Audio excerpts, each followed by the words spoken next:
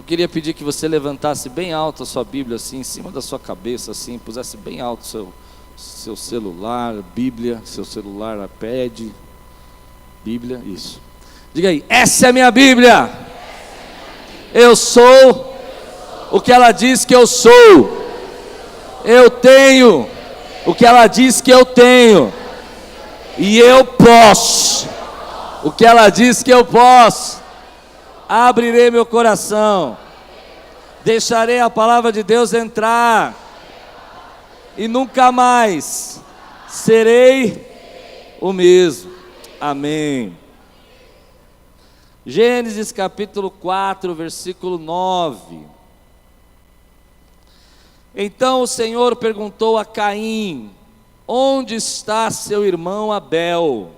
Respondeu ele: não sei. Sou eu responsável por meu irmão? Vamos orar? Senhor, que a Tua palavra venha de encontro às nossas necessidades. Venha, Senhor, alimentar o nosso coração. Seja um tempo de graça, um tempo de paz. Um tempo, Senhor, de restauração nos nossos relacionamentos. E que tudo aquilo que nós ministrarmos, Senhor, venha em direção àquilo que o Senhor preparou mesmo. Que possamos ouvir Tua voz. Possamos ser tocados pelo Teu Espírito Santo, que possamos ser, Senhor, sarados pela Tua palavra, em nome de Jesus, amém. Eu estou numa terceira mensagem, termino hoje, a última mensagem que eu vou falar sobre relacionamentos. Eu não comecei uma série, não foi proposital, eu vim orando e Deus começou a falar comigo sobre relacionamentos, essas 3 semanas, e na primeira semana nós falamos de relacionamentos tóxicos, lembram disso? Relacionamentos perigosos, a morte de Gedalias. Falamos sobre pessoas que têm uma aldeia, uma comunidade emocional. É interessante que dizem que essa comunidade emocional tem um limite, eu nem sabia. Outro livro lendo essa semana completou a história, livros diferentes. Dizem que a comunidade emocional tem 150 pessoas no máximo. É o que você consegue lembrar, pensar, ter amizade. 150, depois você começa a estressar, é verdade. Depois nós falamos que você precisa praticar uma coisa chamada abandono consciente, que é às vezes a pessoa está no teu navio e está afundando o teu navio, como Jonas, e você precisa ter essa sabedoria de saber tirar algumas pessoas que estão afundando você. Semana passada nós falamos sobre ser misericordioso, e se você quiser viver misericórdia, você precisa aprender a ser um misericordioso, principalmente quem é o seu próximo. Se você quiser saber quem é a pessoa que é o seu próximo, quem é o seu amigo, quem é a pessoa que você pode contar, procure os misericordiosos. Se algum dia você estiver à noite na rua e o seu pneu furar e você não tiver estepe, saiba que existe um misericordioso que Deus colocou na sua vida, e são os misericordiosos que nos ajudam, que nos abençoam. Mas para nós podermos encontrar os misericordiosos, nós precisamos ser um misericordioso. Então que Deus te dê uma aldeia repleta de pessoas misericordiosas na sua vida. Mas aí eu venho essa semana pensando sobre esse texto de Caim com Deus. Há muita coisa dita sobre esse texto. Por exemplo, Deus não é onisciente, porque como ele perguntou onde estava Abel, não, esquece isso aí, gente, isso aí é bobagem. Deus é onisciente, Ele continua sendo onisciente. A verdade, a pergunta que Deus está fazendo, onde está o seu irmão, é uma pergunta para encontrar o coração de Caim. É uma pergunta para encontrar o pensamento de Caim. Qual é a ideia que Caim fazia para matar o seu irmão? Nesse texto, Caim já tinha matado Abel, e a Bíblia diz lá em 1 João que ele matou por inveja, matou porque o coração dele era duro, o coração dele estava invejoso. Mas aqui Deus chega para ele e fala assim: escuta, onde está o teu irmão Abel? Onde estão as pessoas que são importantes para você? Em que lugar você tem colocado elas no seu coração? De que maneira você se relaciona com elas? E a resposta de Caim, a frase de Caim, é uma frase que para mim é muito atual. É uma frase que você vai encontrar dentro da sua família e vai encontrar dentro do seu trabalho. Vai encontrar inclusive dentro de igrejas. A resposta de Caim não deveria ser a resposta de um cristão, mas é muitas vezes a resposta de um cristão. A resposta do Caim é: não sei. Qual é a resposta de Caim? Não sei. E sou eu que deveria cuidar do meu irmão? Sou eu o guardião do meu irmão? Sou eu que deveria me importar com ele? Essa é uma resposta que expressa um momento filosófico que eu acredito que nós estamos vivendo. Sabe qual é o momento que nós estamos vivendo? Nunca antes, eu acredito, na humanidade, a resposta de Caim foi tão atual. Verdade ou não, meu irmão? É o momento do individualismo. Isso que me chamou a atenção. Nós estamos se tornando pessoas individualistas. Pessoas que estão dizendo para si mesmo: olha, eu não tenho nada a ver com você, não tenho nada a ver com seus problemas, eu tenho que cuidar da minha vida, eu preciso ser feliz, eu preciso viver, eu preciso conquistar, e eu não tenho mais tempo para perder com você ou com seus problemas. Agora é a minha vez, chegou a minha hora. Dá até para fazer um hino disso, né? E aí a gente começa a esquecer as pessoas que estão ao nosso redor, as pessoas que são importantes para nós. E é triste isso, meu irmão, porque quando o individualismo chega a um momento explosivo, a um momento de loucura, um momento de insanidade, as pessoas começam a esquecer dos seus pais, os pais começam a esquecer dos seus filhos, as pessoas começam a esquecer dos seus irmãos, as pessoas começam até a desejar a morte de tão individualista. Mas antes que você desista dessa mensagem, deixa eu explicar uma coisa para você.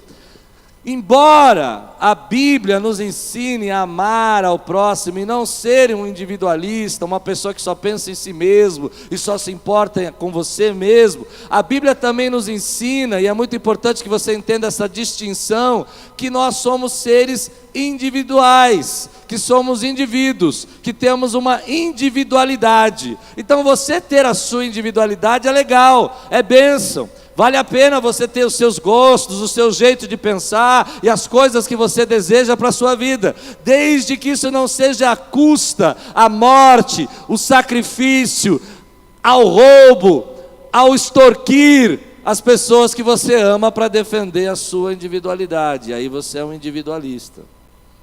O que é triste, querido, é quando a gente vê isso dentro das nossas famílias. Por exemplo, filhos que depois de adultos não tem mais tempo para os seus pais.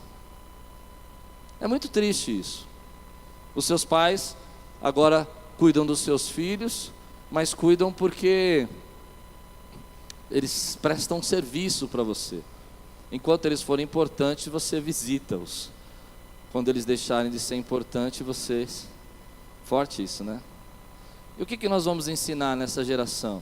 Nós vamos ensinar essa geração a ser individualista, pensar só em si, pensar só nos seus problemas. Isso tem me incomodado, honestamente falando, isso tem me incomodado, porque talvez você esteja pensando aí no seu cadeira, dizendo assim: poxa pastor, mas veja bem, o mundo é assim mesmo, o mundo é desse jeito, só que eu faço o quê? As pessoas estão pensando em si mesmas, e eu tenho que pensar em mim. E aí eu chego numa conclusão que é onde eu quero começar a pregar. Agora eu quero começar a pregar. Sabe qual é a conclusão que eu chego? O mundo é assim mesmo, e a maioria das pessoas que começaram a se tornar extremamente individualistas, extremamente pensar em si mesmo, elas têm razões para fazer isso. O individualismo é uma explosão às vezes de angústia, uma explosão às vezes de depressão, uma explosão às vezes de tristeza e de decepção. Você já se entregou tanto, você já se doou tanto, você já fez tanto pelos outros, que hoje você não consegue pensar, você explodiu. Você explodiu ao ponto de dizer: a partir de agora eu vou pensar em mim só. E essa explosão tem uma causa, tem uma razão, tem um motivo. O motivo é que você já fez, você se doou, se machucou, serviu e foi maltratado. Então eu não vou discutir com você se você não tem razão de pensar assim. Eu não vou discutir com você se não está certo muitas vezes a gente sofrer e dizer: oh, espera um pouquinho, eu preciso do meu tempo. O que eu vou dizer para você é que o individualismo leva ao amor esfriar. O seu coração começa a esfriar quando você começa a se tornar apenas uma pessoa, só pensar em você. Você dá brecha para depressão, você dá brecha para solidão, você dá brecha para se sentir sozinho, e o seu amor esfria. E sabe o que acontece com a gente quando o amor esfria? A gente vai se distanciando de tudo, de todos, de Deus. O amor esfria. E aí as pessoas dizem para nós assim: mas pastor, eu tenho minhas razões. Eu digo: claro, bom. O problema é que isso não é bom. O problema é que isso não resolve.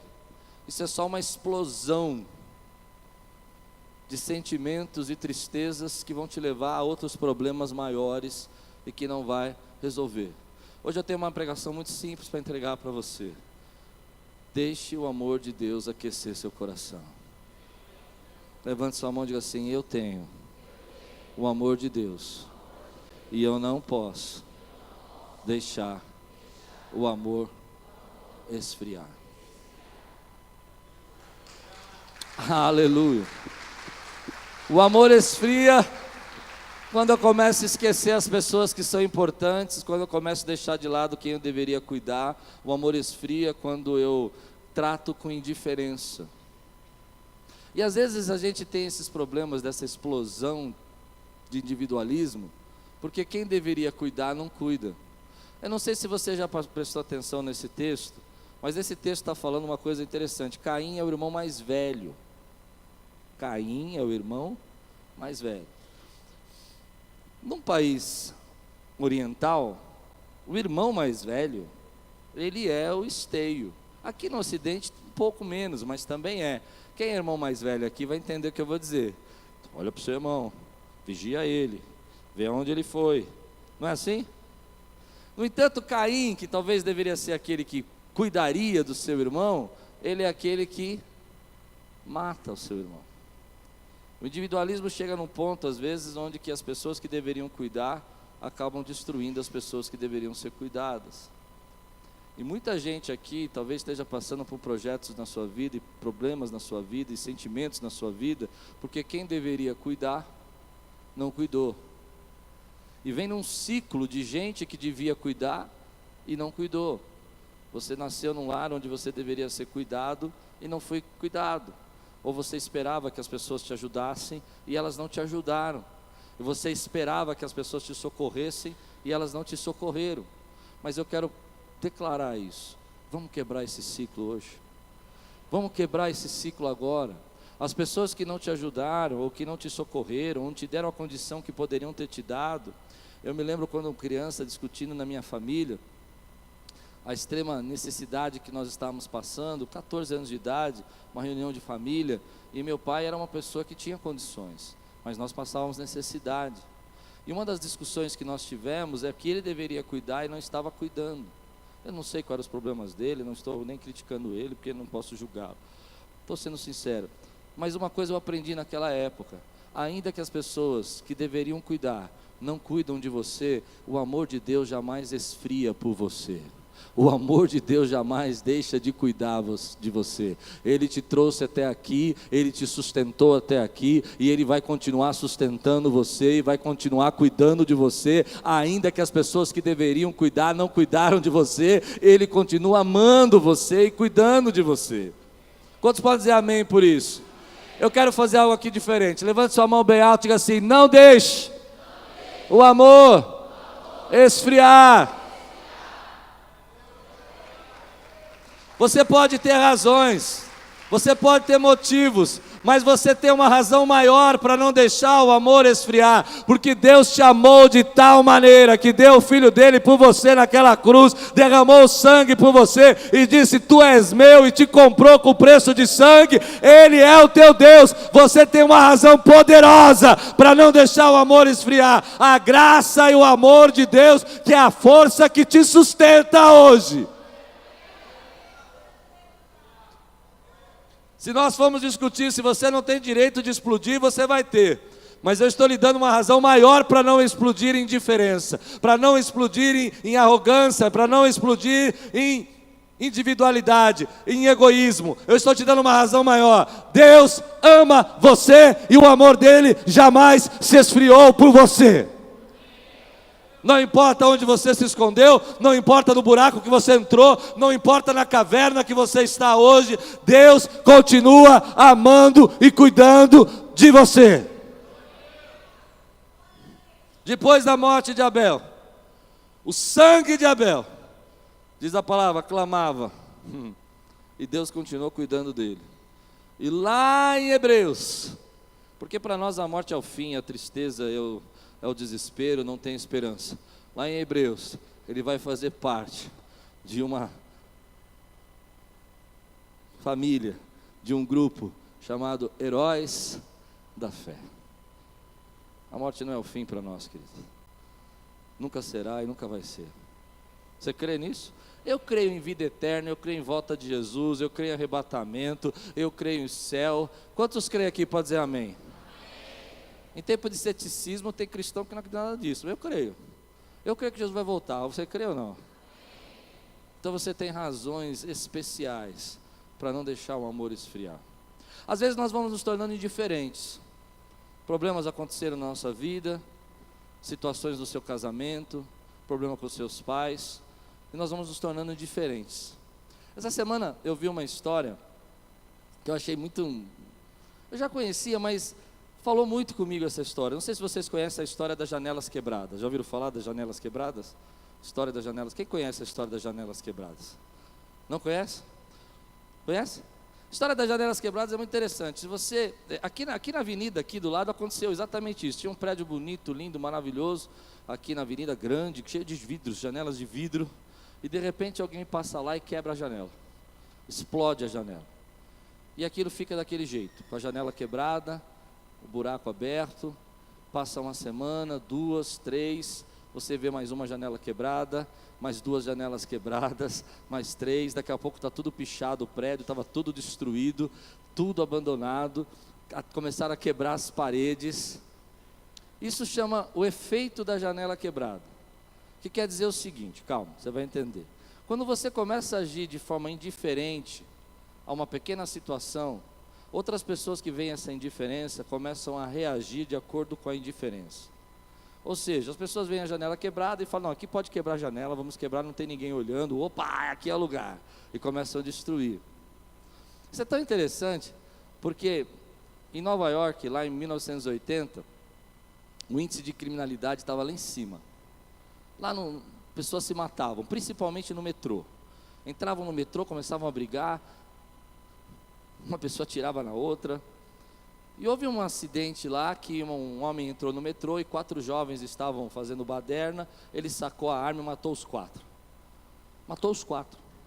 Quando ele foi preso, ele foi absolvido. E disseram porque o motivo dele ter feito isso é porque havia muita criminalidade. Agora olha que interessante, contrastaram um mestre de segurança, um cara que sabia tudo sobre segurança. Ele foi lá no metrô, ele falou, é o seguinte, nós vamos resolver esse problema de criminalidade. Nós vamos acabar com ela. Nós vamos parar de tirar as pichações, não vamos deixar mais o metrô ser pichado, não vamos mais deixar roletas quebradas, nem vidros do metrô quebrado, e todos os trens vão estar em ordem, bonitos. Quando ele falou isso, a pessoa disse assim, ei, tá maluco? A gente tem que pôr policial, a gente tem que prender os bandidos. Ele falou, tá bom, vamos fazer um teste. O trem, escolheram uma linha, a linha mais perigosa, que é do Bronx para o centro, linha 7, pegaram esse trem, o trem quando ia, chegava no ponto final, entrava um batalhão de 15, 20 pessoas, e limpava o trem, tirava toda a pichação, arrumava tudo, o trem voltava limpinho. Foram levando para a linha 7, para a linha 4, todas as linhas do metrô, e a criminalidade foi caindo. Por quê? E aí que você vai entender o que isso tem a ver com o meu texto. Pessoas reagem de acordo com o contexto. Pessoas tomam decisão de acordo com o contexto. Quando as pessoas viam os metrôs sujos e quebrados e as situações, as janelas quebradas, elas entendiam que ali não tinha ninguém tomando conta e elas poderiam fazer o que elas quisessem. Mas quando elas viam o contexto daquele lugar arrumado, maravilhosamente limpo e tudo pronto, elas diziam, alguém está cuidando disso, e elas se comportavam de acordo com o contexto. Eu quero dizer algo para você, os nossos relacionamentos são iguais. Se você deixa janelas quebradas no seu relacionamento, muitas coisas vão acontecer de acordo com o contexto. De acordo com o contexto que você está transmitindo para a sua família e para a sua esposa, para o seu marido, ou para os seus pais, ou para os seus filhos. Nós achamos que eles vão entender que nós os amamos, mas eles vão entender o contexto que nós estamos ensinando para eles. Há um contexto escrito por trás daquilo que você está fazendo. Quantos estão entendendo o que eu estou pregando aqui, meu irmão? E às vezes no nosso relacionamento começa a existir uma janela quebrada, a janela da indiferença, a janela de que você não se importa, a janela que você não aguenta mais, a janela que você não ajuda e você não está se importando com o que está acontecendo com a sua família. Uma janela quebrada vai abrir 2 janelas quebradas, 3 janelas quebradas, e o contexto está dizendo que aquelas pessoas que você ama e que são importantes para você, elas não são tão importantes para você, porque você não tem tempo para elas, porque você não tem como cuidar delas. E um problema vai trazendo outro problema, e uma situação vai trazendo outra situação. Às vezes o teu filho, você o ama, está preocupado com um presente de Natal para ele, mas no contexto, você não tem tempo para ele, porque você está sempre plugado no celular. Pode falar essas coisas aqui? Posso ouvir um fala a Deus igual do pastor Acessílio? Não foi tão bom, pastor. O contexto. Eu me lembro uma vez, um casal aqui na igreja, minha filha falou que eu não podia contar esse exemplo, mas eu vou contar. Um casal aqui na igreja falou problemas no casamento, tire as crianças da sala agora. E ele disse, nós temos um problema no casamento e tal. E a esposa disse assim, pastor, sabe o que é? É muito constrangedor. Toda vez que nós vamos ter uma noite romântica, ele levanta e empurra um armário. Porque a porta não tem trinco. Então ele... Pensa no contexto, irmão. Pensa no contexto. Eu não vou ser explícito, dá para entender, né? Acabou o clima, o contexto é totalmente... Não, mas eu a amo. Mas o contexto é... É muito ruim isso, irmão. O contexto fala muito a respeito de quem nós somos e o que nós estamos fazendo. O contexto também indica a nossa indiferença, a maneira como nós estamos agindo com indiferença para os nossos filhos. Às vezes nesse individualismo tão grande que nós estamos vivendo hoje, nós estamos criando um contexto dentro de casa que cada um é por si. Dizemos que somos uma família, mas no contexto cada um está preocupado por si. Sabe o que é o problema dessa história? É que as pessoas tomam decisões não baseadas nas suas palavras. Ou seja, o seu filho vai tomar uma decisão, você vai tomar uma decisão, sua esposa vai tomar uma decisão, baseado no contexto. Vou provar isso para você. Fizeram uma pesquisa com jovens seminaristas apaixonados por Deus nos Estados Unidos. Engraçado que eles pregaram para eles, pediram uma pregação para eles do samaritano. Samaritano, preguei semana passada, deles tirarem, pegar a pessoa ferida e socorrer. E perguntaram para o jovem assim, escuta, quantos aqui estão dispostos a socorrer as pessoas que estão feridas? O que você vai... E eles falam, não, nós estamos apaixonados por Deus, nós queremos salvar as pessoas, tirar as pessoas da rua. Mas era uma pegadinha, era uma faculdade, era uma pegadinha. Na porta daquela entrevista, tinha um cara ferido, machucado. Entende a pegadinha? E eles disseram assim, olha, é o seguinte, vai correndo da sua palestra lá no auditório tal, porque eles estão te esperando, e você está atrasado. Para você ver como a gente define as coisas pelo contexto, e não por aquilo que a gente sente às vezes. Para aqueles que eles disseram que estava atrasado, tropeçaram no homem ferido, chutaram o homem ferido, foram pregar sobre o bom samaritano, mas não olharam para o ferido. Para aqueles que eles disseram, preste atenção, você tem tempo ainda, nós estamos atrasados, você tem uns 10 minutos ainda. Esses pararam e socorreram, porque a decisão foi tomada pelo contexto. Então preste atenção, quero que você entenda isso. Qual é o contexto da sua vida? Eu não estou dizendo que você não acredita que você precisa ser altruísta, eu não estou dizendo que você não acredita que você precisa amar o próximo, eu não estou dizendo que você não acredita na palavra de Deus, ou que você não entende que nós precisamos espalhar o amor. Eu quero dizer para você, qual é o contexto que você está criando dentro da sua família, dentro da sua vida? É um contexto onde o seu amor esfriou, ou é um contexto que seu amor se aqueceu? Hoje eu quero ministrar algo muito simples para você. Deus quer aquecer o nosso coração. Deus tem poder para aquecer o nosso coração. Deus tem poder para quebrar esse ciclo. Pessoas que às vezes não cuidavam de nós, não tem problema, Deus continua cuidando. Você precisa quebrar esse ciclo de indiferença. Você precisa quebrar esse ciclo de individualismo. Você precisa criar um contexto na sua vida onde a sua família demonstra o amor, a graça, a presença de Deus.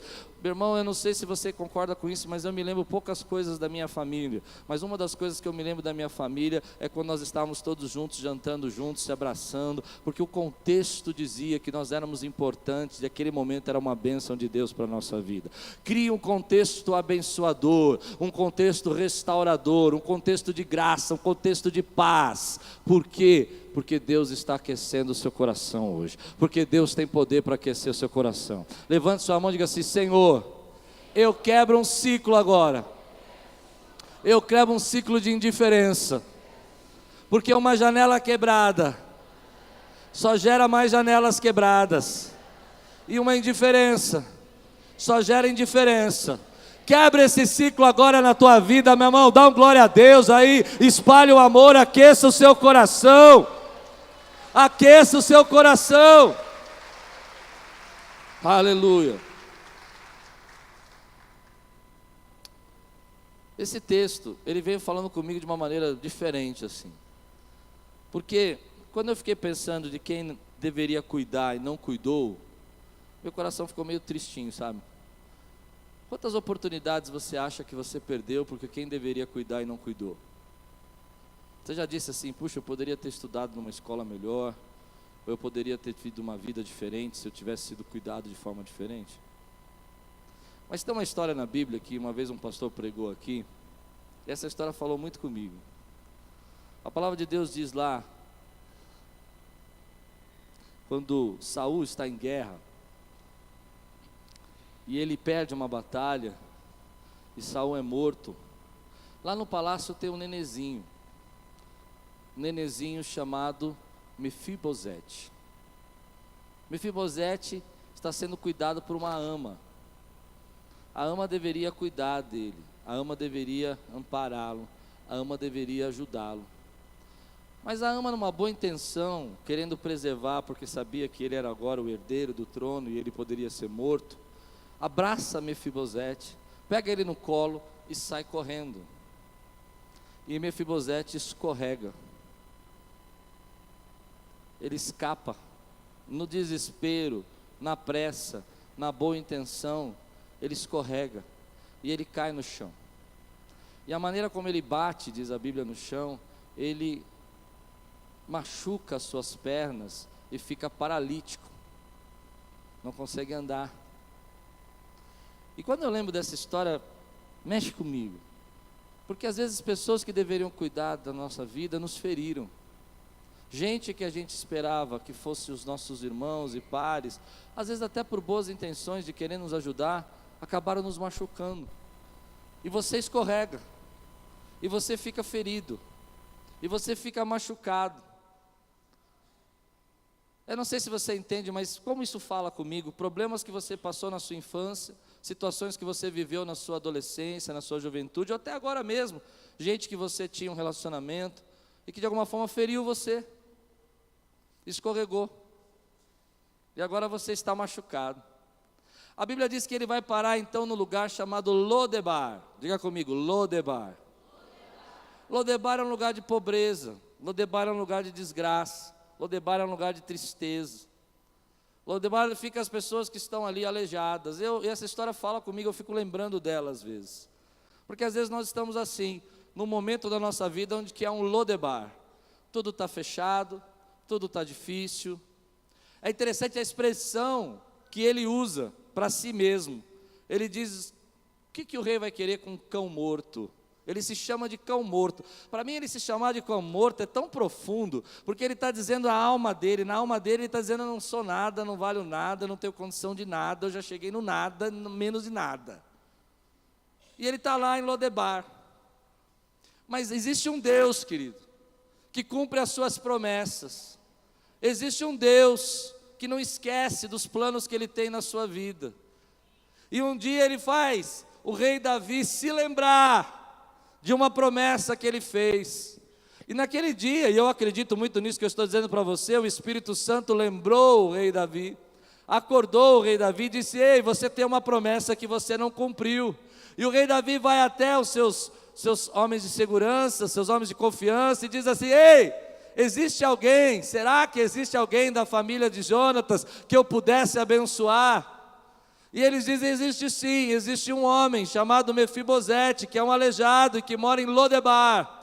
E eu quero ministrar isso na sua vida hoje, meu irmão. Talvez você esteja em Lodebar, talvez você se esteja sentindo aleijado por algumas dificuldades que você passou, mas Deus ainda lembra as promessas que Ele fez a você. Talvez você esteja dizendo que quem deveria cuidar de você não cuidou, e quem deveria te socorrer não socorreu, e você acha que suas oportunidades fecharam, e elas não acabaram, elas não fecharam.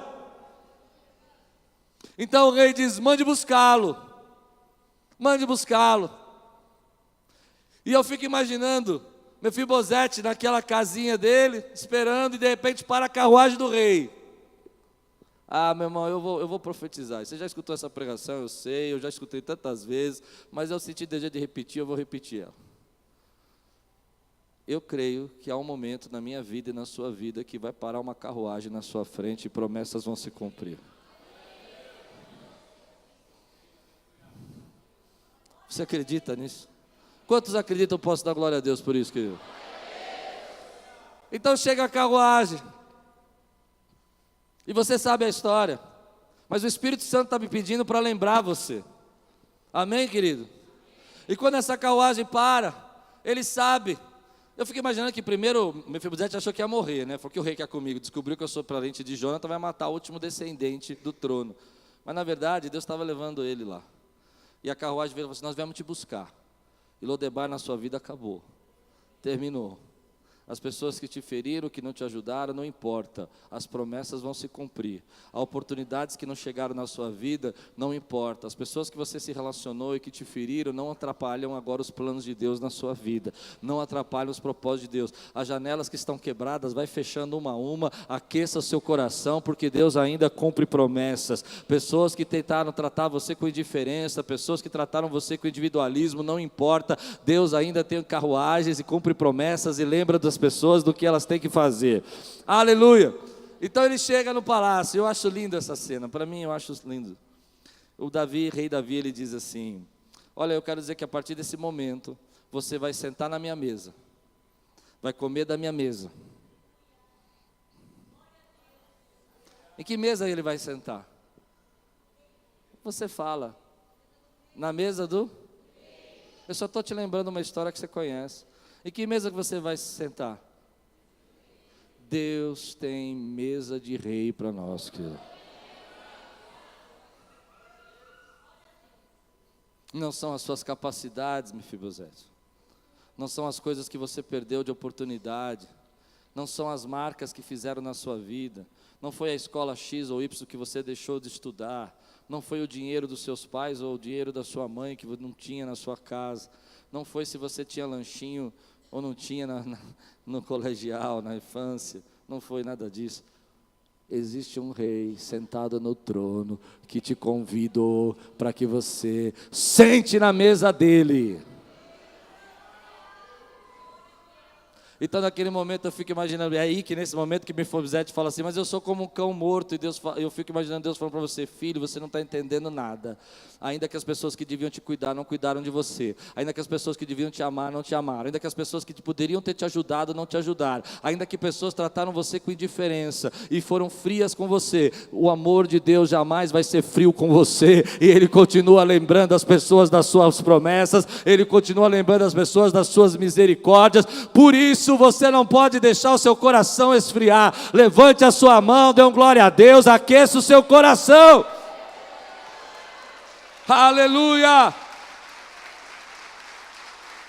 Oh glória, quantos podem dizer glória a Deus aqui nessa igreja? Quantos podem aquecer seu coração aqui? Meu irmão, eu entendo assim: o coração quando está frio, o coração quando é indiferente, ele não está frio só para o seu irmão, não está frio só para as pessoas, mas ele está frio também para Deus, porque Deus é... eu vou embora hoje, vocês estão... Deus é... Vamos falar junto. Deus é amor. Como eu posso estar cheio de Deus se meu coração está frio de amor? Quanto mais cheio de Deus, então enche o seu coração de Deus, meu irmão. Enche o seu coração de amor. Aqueça o seu coração. Aleluia.